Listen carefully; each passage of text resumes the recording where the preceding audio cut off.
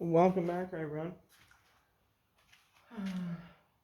Today we will be showing you how to work on this little piece. So this is the air cleaner cover. Sits on top of I believe it's plastic thingy. And the one on this tractor was smashed because it looked like a hay bale landed on it and it bent it all up and stuff. But instead of trying to find this part or getting a new one or aftermarket, we're gonna show you how to fix it. It's just sheet metal. So we got our auto body hammer kit. Uh,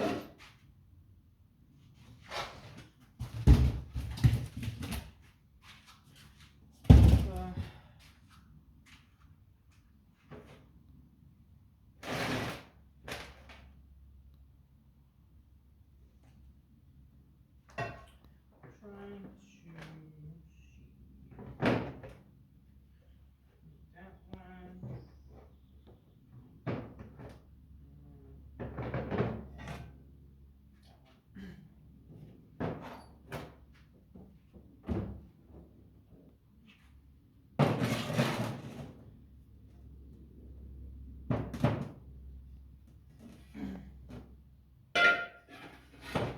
What you do something like that.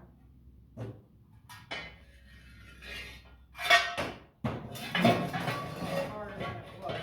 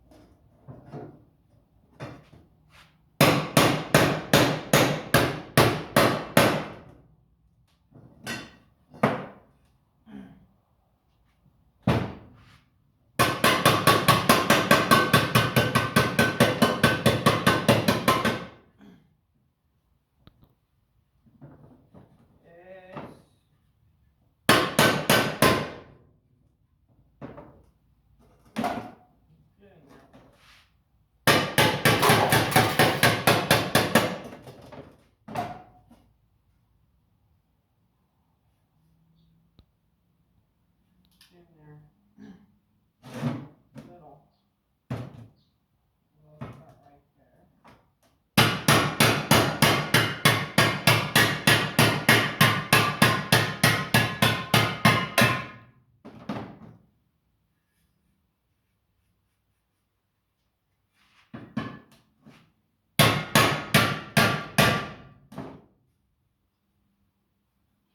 And you may ask, well, that's like probably not even $100 per line or replacement.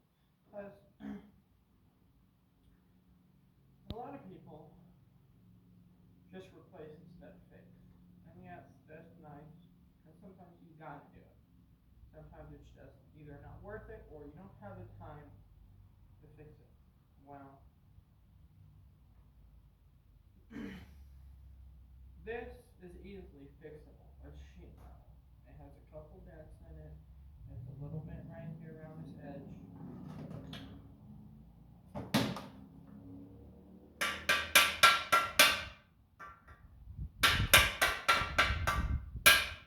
Do that edge just like that.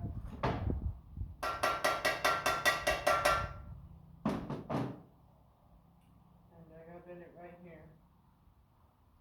And we'll get to flexion. After some grinding and I just, as I got a sandblast cabinet, I ordered, it was a bevel or 90-gallon sandblast cabinet with the dust extractor. The thing was like $430. It's supposed to be riding Monday, so a lot of this stuff, which I bought it for this tractor restoration, and I got other stuff, I guess, stuff like this I throw in there and sandblast, get all that garbage off me, parts. Now I'll probably, this looks like it was black originally, so I'll probably just spray this black with some spray. everything and see how it turns out. If it doesn't, I can always sandblast it again. Because there ain't that many black parts on this tractor. There's this. There's a thing that goes on, not the clear thing, but the housing that goes on. The airbox, the firewall behind that, I think, and the rods, which it's bolted to the axle housing, and that's blue, and then the rods black, and then white fenders, and then the white top. And by the way, if you didn't already know, this is the top to that tractor. This is my cable. So if you're wondering what the heck's my cable, this is the top. So and you may ask, well, why in the heck am I using a fiberglass top as my top here? And it's because that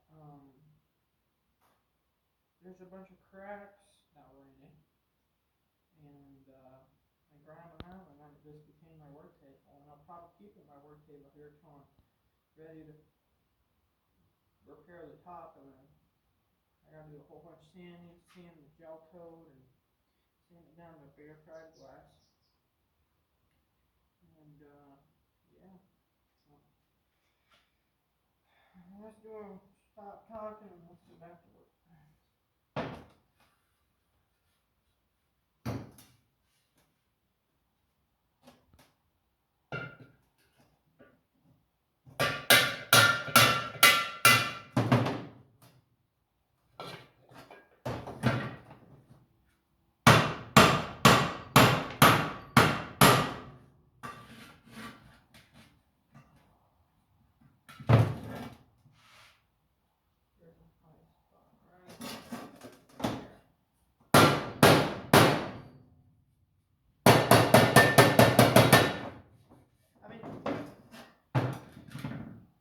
I'm gonna be using fiberglass here on this roof and a couple other fiberglass parts, but I prefer not to use any body filler on this tractor. If I get these sheet metal parts,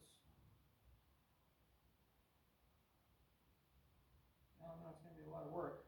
I mean, I could just be after everyone else, not do the work, throw some not fiberglass, body filler on it, sand it down, you would never know.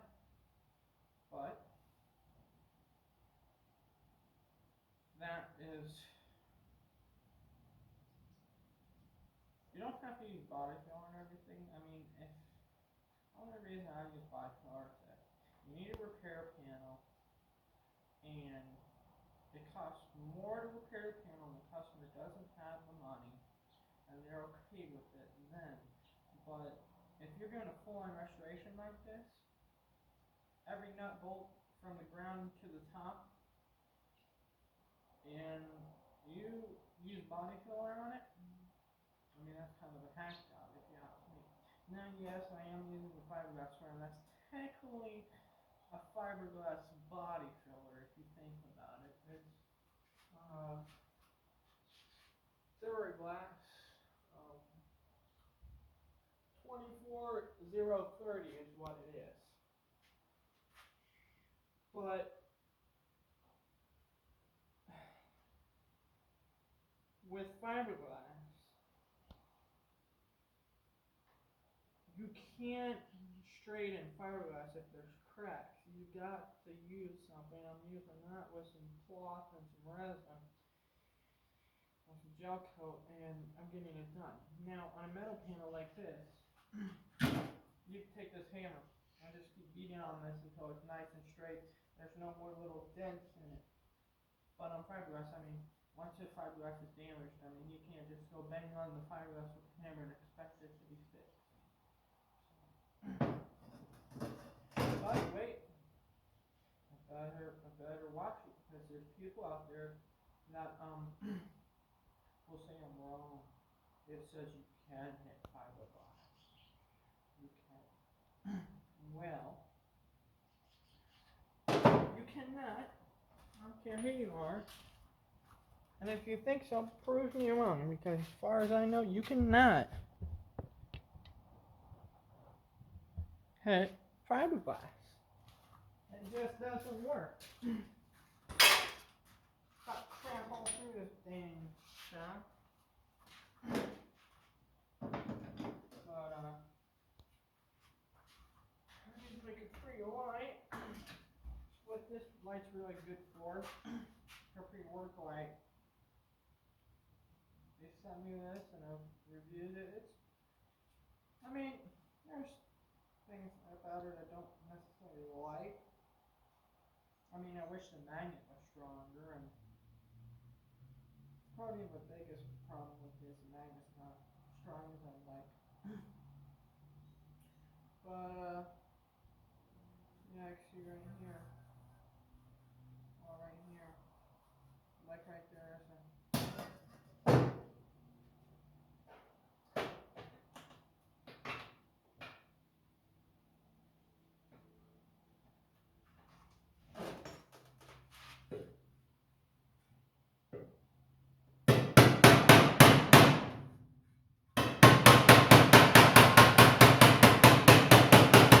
The other day I tried doing this with a ball pen with nothing. My hammer kit wasn't here yet, and I think it kind of made it worse than what it is, so I'm turning it all back down, and then I'll try it again with the hammer kit.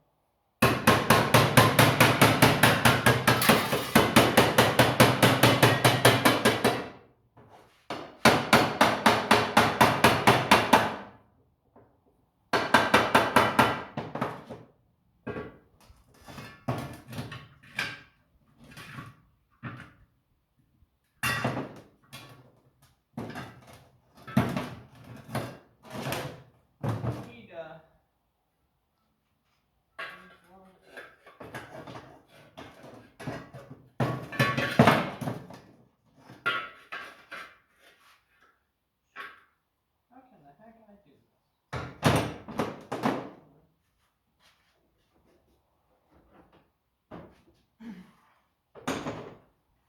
And no.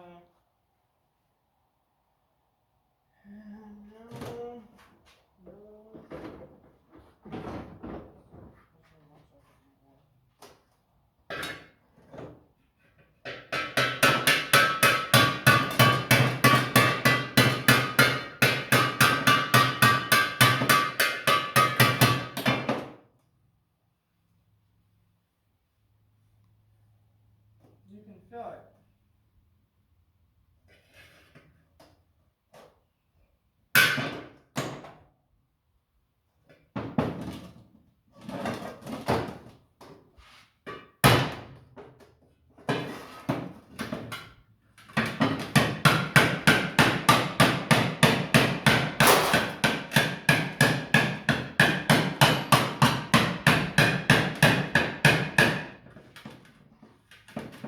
This ain't my first rodeo.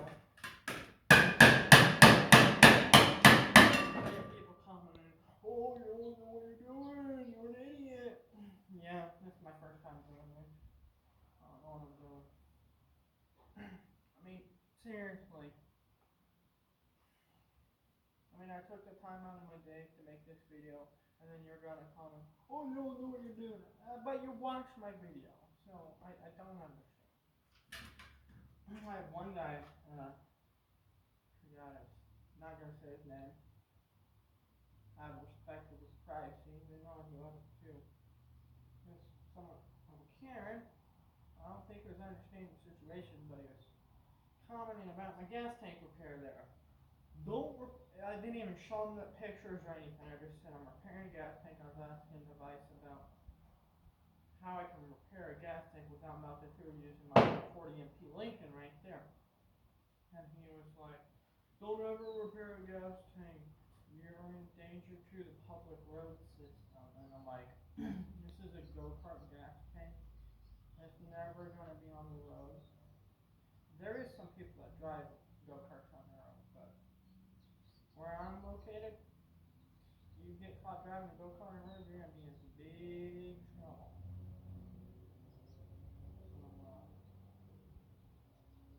But yeah, and then I told him, well,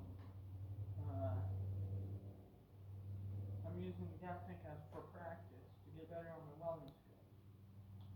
Who knows? Maybe I'll fix it. Maybe should not. Maybe I'll scrap it in a couple weeks.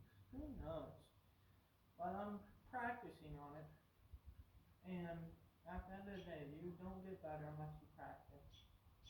Now, I never claimed to be a good welder or a professional welder at all. I mean, I can stick two pieces of metal together, and that's about it. I cannot make a weld look like art. That's basically what I mean, when people always tell me, a grinding will make the weld you in. I'm like, yeah, pretty much, because I mean, most of my welds, I do take a grinder to make them look better. Now, a lot of people do that. I mean, if I spent 40 hours a week on a welder, yeah, I could probably stack dimes. But, I mean, the most I've used for my welder in this whole year is messing around with this tank. I got welders so I can fix stuff when I need stuff fixed, and that's it. And then you'll be like, well, why didn't you just hire that out then if you only need stuff fixed every now and then? Because I have hired stuff out, and I've regretted doing it because the word you take pride in your work doesn't mean jack squat anymore. And that's coming a lot from me because I got all types of ages watching me, and I'm not, I mean, I'm a young adult, so, but I am an adult. People think, oh, you're a kid. No, I'm not a kid, obviously. I mean, look at my hair. I'm an adult. Young adult at that. I'm entering my 20s in less than a year. And you may be, wait, what? You're restoring a tractor and you're, yeah, I know. It's a lot. It's a lot. But, the point is, not this illustration, for those who are wondering, is if you want to do something, you're going to do it. If you don't want to do something, you're not going to do it. It's that simple. Have I ever restored a tractor before? No. Have I ever worked on tractors before? Yeah. Do I kind of know what I'm doing? Yeah.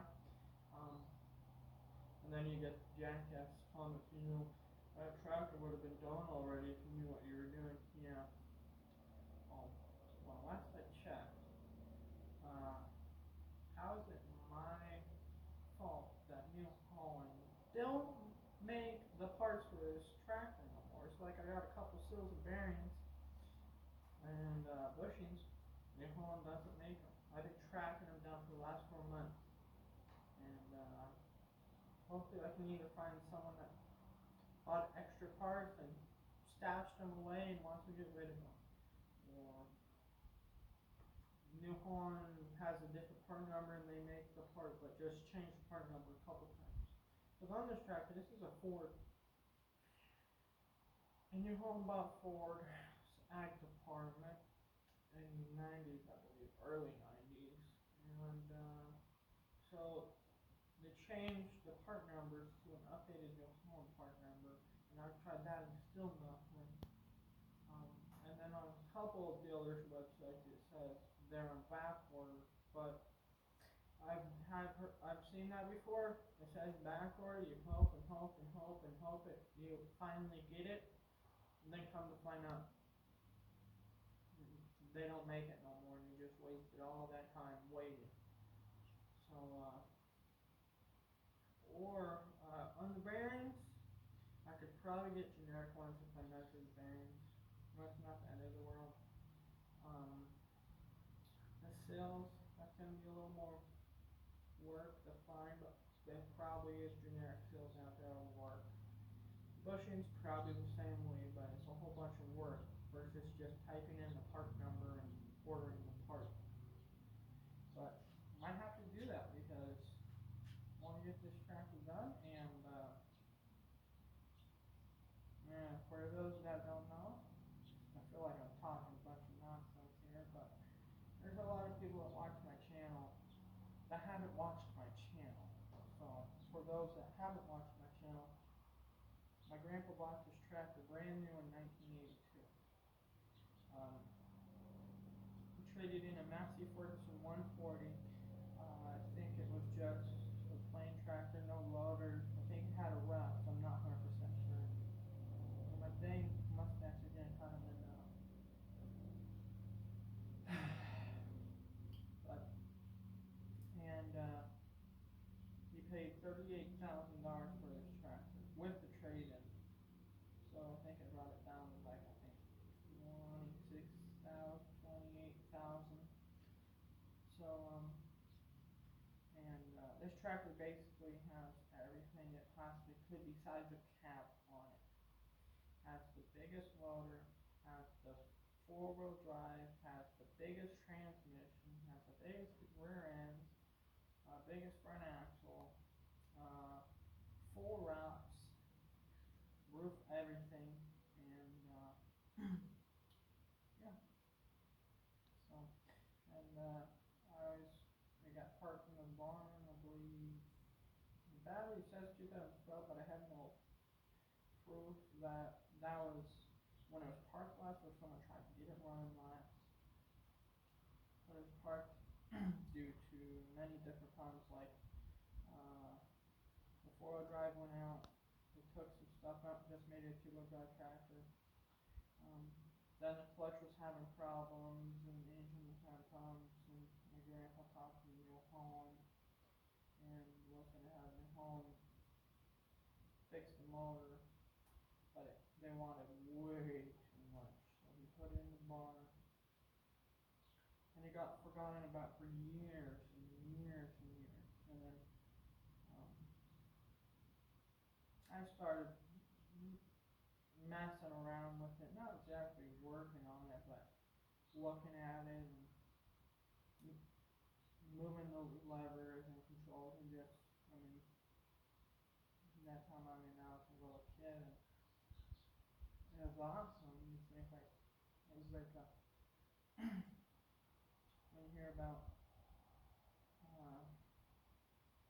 it's hard to explain unless you have a tractor that was your grandpa's. That's the best way I can describe it, but,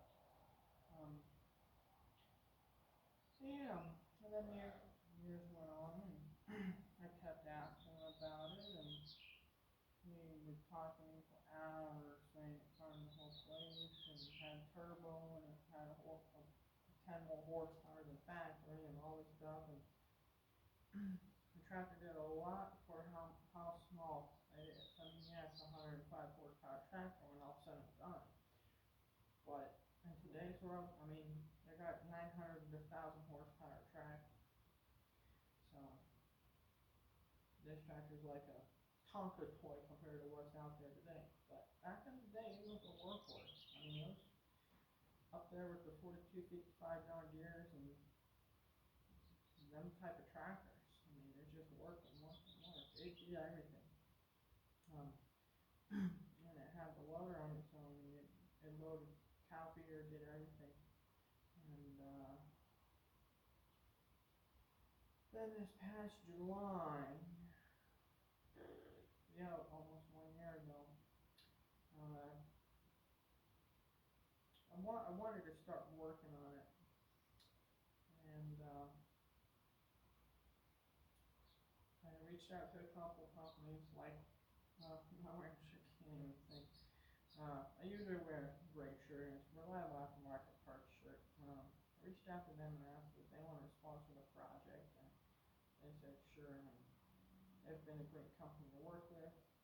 Highly recommend them. And if you want to go check them out, I got a discount code to save you 15% off your order, which is N.R.T, which is a very big help on this project, because when you go use that discount code, it helps them make money and send more stuff for this project. Because at the end of the day, it would be nice for them to just send me whatever they wanted, whatever I wanted, nothing about it. But they're a company, I'm a company. You got to make money, or you're not going to stay a company. It's just like that. And the fact they have a discount code for you guys, and I've even used a discount code myself, and it's pretty nice. I would recommend them. They got everything, old tractor parts, new tractor parts, I think they even got some stuff for power sports and lawn care equipment and stuff like that. But well, uh, yeah, at this time they said they were thinking about it, and I just said I didn't want to pressure them. That's the last thing I want to do. If you're looking at being sponsored by a company and you're a YouTuber like myself, the last thing you want to do, especially being a small YouTuber, is keep haggling with companies. Some companies want you to do that, but this company, I believe they want me to do that. So I just left them and like that, and um, didn't hear from them for a bit, but in August, uh, my grandpa passed away, and that's hard. That was hard. It's coming up on 1 year, and it's still hard knowing that I wanted to show him this tractor done, and it is hard. I'm just getting choked up talking about it, but on Saturday day I told him that I'd get this tractor done, and I was going to be the one to restore it, and I think he knew that, but I just wish, because he would be so dang proud. I mean, if he saw this tractor, I mean, he would be watching my videos. He watched my videos. But the fact that I'm restoring this tractor, he would literally watch every single video probably. And, because I mean, he was a dairy farmer, and this tractor's practically his, almost like how a hot rod is a classic guy's thing. Uh, Classic car guy's thing. I mean, this was pretty much his thing. I mean, yeah, he was into classic cars and stuff, but being a dairy farmer, I mean, this was pretty much it. And before he retired, he upgraded to a 7410 John Deere with full cab and everything, but it didn't have a loader. That was a huge upgrade. I think it was a couple hundred more horsepower than this. And this just sat in one. And he had a whole bunch of other stuff, and like every other farm, he got scrap stuff and just get new stuff or used. And he did that with this tractor. I think there's a reason why it never got scrapped. I mean, to think it all,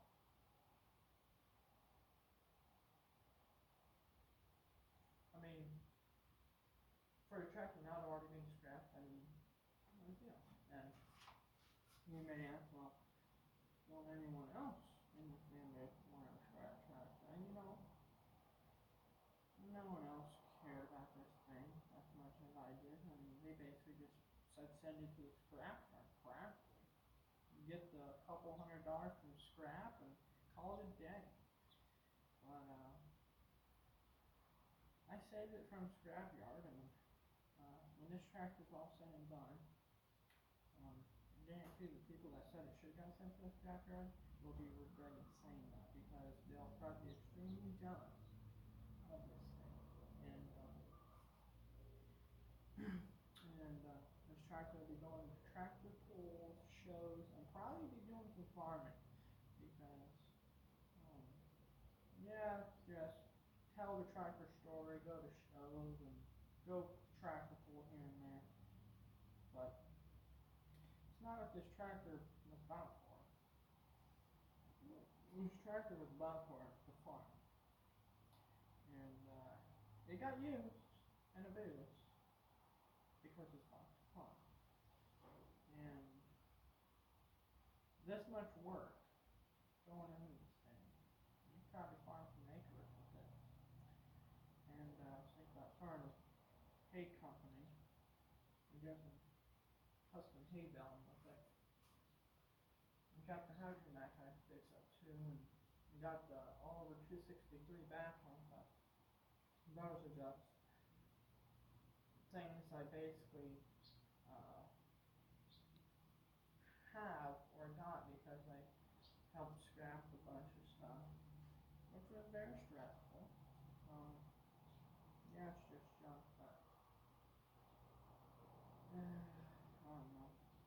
you look at something and it's always been there, and then it's not there, and that's the worst part about it. That's like had multiple 1890 U-Haul crop dusters in a dump cart. I was gonna fix those up and go shop corn flags with this like I did back in the day, and those all got scrapped. Just I did keep the motors out of the crop dusters, so they were two Caterpillar 32.8s. I got some projects coming up that I'm probably gonna repower with one of them, and yeah, and yeah, yeah. I went from working on ATVs to now restoring tractors.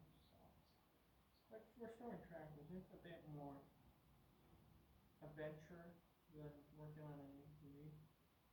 Well, I guess, especially this old of a tractor. I mean, it's only an 82, so it's not too old a tractor, but it's pretty old.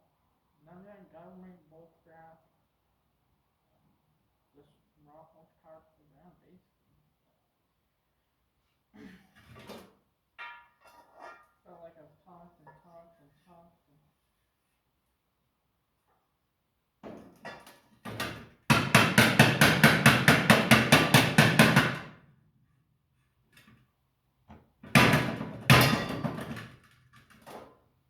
But I've been told by multiple people, comment says, what the heck are you talking about? So that's why I brought that whole situation up, is because I gotta explain to myself, for people that are new to the channel, they don't necessarily understand. But I mean, I get all types of views. I mean, I get viewers that restore tractors like this. I get viewers that are work around tractors like this, and I get viewers that don't know jack squat about tractors like this, and then they put their opinion in, and then it's like makes no sense, no sense, no sense. But I gotta get some. When I got you guys on, that was one of my feelings. I'm gonna try to remake vintage shape.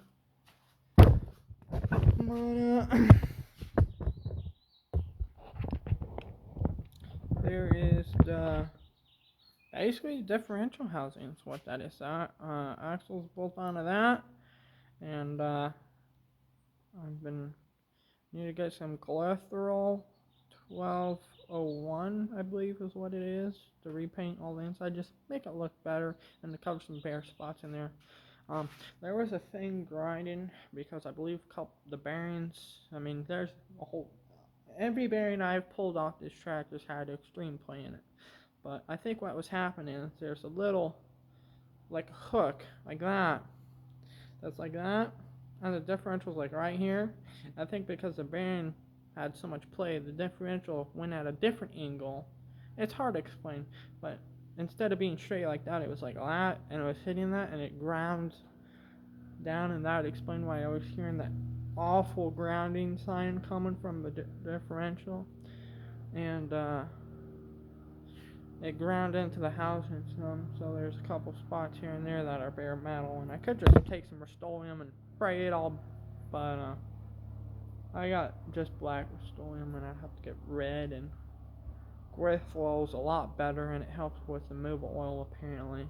So, and if I don't know anything, I'm a part of a bunch of tractor groups on Facebook, so a lot of people have been helping me with stuff I don't know, so I seriously appreciate that. If you came here from Facebook, or TikTok, I'm on a bunch of them, but yeah. So, and there's basically the whole transmission and rear end, basically. I finally got them stinking axles out of there. Had a hit on that all day, and then on TikTok says, take a screwdriver and pound on that seal. I did 10 minutes, all done. which I kind of thought that was that, but I don't know. Some of these parts I don't want to just go hog wild, bring out the torch and cut them or anything, because you might not be able to get these parts. Luckily, they do sell that part. It's available right now. Reliable Aftermarket Parts does have them. They're like 27 bucks a piece, so it's not the end of the world. There's the block right there. Um, just 268 4-cylinder, and doesn't have too bad of damage in there. There are a couple of marks, but a stone hone would get them off. I'd probably just use this again. I thought these had sleeves, but I was told that's the fire ring. I also thought they were like because sometimes on engines you'll have the piston come up and it won't go to the top all the way, and there'll be this line of carbon built up around here, and it hasn't burnt up. So, but when I ran the ball hone down out, it took it off. If that's the case. But this looks to be a machined groove in there. So, but I don't know if a sleeve, how they would get that back in there if there's a sleeve. Because, I mean, I want to make sure if I can, I'm going to have to take it to machine shop because I don't think I can do it. Have them bore this out, put sleeves in it, and then go from there. But, all comes down to budget, really. I mean, I ain't made of money. I mean, obviously, because I got sponsors. People like, it must be nice. It must be nice to have New Holland send you paint at no charge, like right there. But that deal is actually, I believe, the dealer said if I use them as my main dealer, if I needed parts, they'd send me paint. So that's the case there. So it's not necessarily sponsored. It's more like because I'm restoring tractor and that's a lot of parts and stuff there. Basically, it's a marketing thing. I mean, if they send me what's that, $400 in paint for free, and then they have me buy any part that I need from a dealer from them, I mean, they're gonna make that back 100 times over. So it's a good business thing, and I'll definitely use them. I'll probably gotta contact them, see if they get those parts I can't find, and yeah. So, all right. Well, we're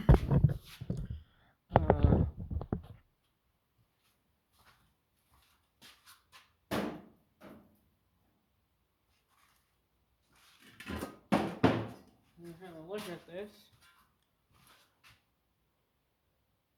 Almost straight all the way. I'm probably gonna finish this off and going to still work on this a little because I mean maybe I just don't get many views, especially these long ones. And I mean I don't know anyone that'd want to watch 40 minutes to an hour of me just banging on a little piece of sheet metal to get dents and out of it. So this is a long enough video. Hopefully I didn't annoy any of you. Seems like I kind of talked a little bit more than I usually do, but that's the thing with the world these days. People need to talk. So, and yeah, I got some dent repair. Probably got to do this bottom tank, and this is 100% I gotta fix because the only one I found of this is over in the UK and it's used, and it's worse than this one, and there's a couple dents in it, and yeah, so alright, well, I appreciate it if you hit that subscribe button if you already haven't. Leave a like. Let's get this video to, I know I'm probably dreaming when I'm saying this, but 1,000 likes. If this video can get to 1,000 likes, that would mean the world. And if you could watch the full video, that would also mean the world.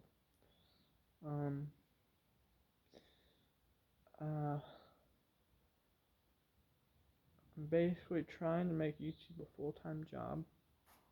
It's not easy. I don't make much off YouTube right now, and I have a repair business, but I don't know. There's a lot of things connected to repair business, and when you're on YouTube, I mean, you don't really have to.